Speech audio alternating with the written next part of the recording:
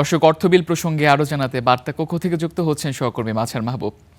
মাঝার, সংসদ অধিবেশন তো চলছে, সেখানে অর্থবিল পাশের প্রক্রিয়া শুরু হয়েছে কিনা এবং আপনার দুটি প্রতিবেদনে আমরা বেশ কিছু পরিবর্তন আসার কথা লক্ষ্য করলাম। এই বিষয়ে একটু বিস্তারিত জানাবেন আমাদের। অর্থ বিল আজকে পাশ হবে, তবে এর মধ্যে বাজেট প্রস্তাবে পরবর্তীতে যে অর্থ বিল যেটি আসলে সামনে এসেছিল সেখানে যা যা সংযোজন ছিল সেখান থেকে আবার কিছু বিয়োজনও করা হবে এবং কিছু পরিবর্তনও করা হবে। আজকে কিন্তু প্রধানমন্ত্রী বাজেট আলোচনায় বেশ কিছু জায়গাতে প্রস্তাব দিয়েছেন।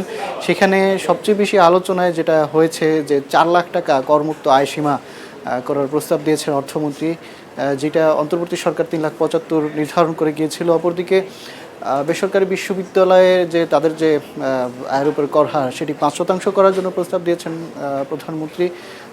অপরদিকে যে ব্যাংক অ্যাকাউন্ট খুলতে যে টিআইএন বাধ্যতামূলক করার যে অর্থ বিলে যেটা সংযুক্ত করা হয়েছিল সেটা আসলে প্রত্যাহার করার জন্য প্রধানমন্ত্রী প্রস্তাব দিয়েছেন। এবং প্রধানমন্ত্রী একটা বিষয় যে কালো টাকার ব্যাপারে যেটা বলেছেন যে আসলে সরকার চেয়েছিল সেই জায়গাতে যে জমি বা ফ্ল্যাট কেনার ক্ষেত্রে সেখানে যারা দলিল মূল্যের তুলনায় বাড়তি যে টাকা সেটি অপ্রদর্শিত যেটা থাকে সেটাকে প্রদর্শন করার সুযোগ দেওয়ার জায়গা করে দেওয়া হয়েছিল। কিন্তু যেহেতু এটা নিয়ে নানা সমালোচনা হয়েছে, অনেকেই কালো টাকা সাদা করার যে সরাসরি এইটা ব্যাপারে আপত্তি তুলেছে এবং এই বিষয়টা কোট করে কিন্তু প্রধানমন্ত্রী বলেছেন যে আসলে এই বিষয়গুলো বিবেচনা নিয়ে কালো টাকা সাদা করার যে এই বিধানটা, এই সুযোগটা আসলে রাখা হচ্ছে না।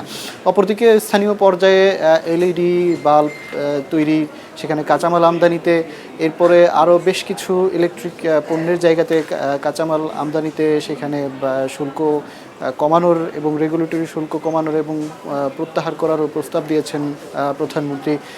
আরও বেশ কিছু জায়গাতেও প্রধানমন্ত্রী ছাড় দেওয়ার, আরও কয়েকটা জায়গাতে ছাড় দেওয়ার কথাও আসলে তিনি বলেছেন, প্রস্তাব দিয়েছেন। প্রধানমন্ত্রী আজকে যেই সমস্ত বিষয়গুলো নিয়ে আলোচনা করছেন, টাকা পাচারের যেই বিষয়টা সেটিও তিনি আজকে বলেছেন যে সেটি ফেরত আনার ব্যাপারেও তারা বেশ কিছু কার্যক্রম হাতে নিয়েছে। বেশ কয়েকটা দেশের সঙ্গে আলোচনা হয়েছে, বেশ কয়েকটি সংস্থার সঙ্গে চুক্তি স্বাক্ষর হয়েছে এবং কি সম্প্রতি যে চীন এবং মালয়েশিয়াতে তিনি যে সফর করেছেন সেটি মূলত এই বাজেট যে বাস্তবায়নে আগামী তাদের অর্থনীতির যে মাপকাঠি যেটা পরিকল্পনা ধরা হয়েছে সেই পরিকল্পনা বাস্তবায়নে 3টি ধাপ ধরা হয়েছে এবং এই সফরকেও তিনি তৃতীয় ধাপ হিসেবে উল্লেখ করেছেন। তবে বেশ কিছু জায়গাতে রাজস্ব যে ছাড়ের যে বিষয়টা আজকে প্রধানমন্ত্রীর বক্তব্যে কিন্তু উঠে এসেছে এবং আমদানিকে কিছু কিছু জায়গাতে আরও সহজ করার জন্য কিন্তু প্রধানমন্ত্রী প্রস্তাব দিয়েছেন।